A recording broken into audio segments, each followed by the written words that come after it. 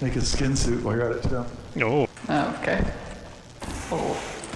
Far. Stuper, I think animal husbandry, or being a furry is only animal husbandry if you get married. And husbandry is not what you think it is there. Animal husbandry and furry are nothing really like each other. I think they're very related. Alright, so then what is animal wife-andry? I have questions. It's not a thing. Animal wifery? Well, that's sexist, I guess. I don't know. Imagine the Waifuery. 1700s agricultural term being sexist. Yeah, that wouldn't happen. I'm shocked.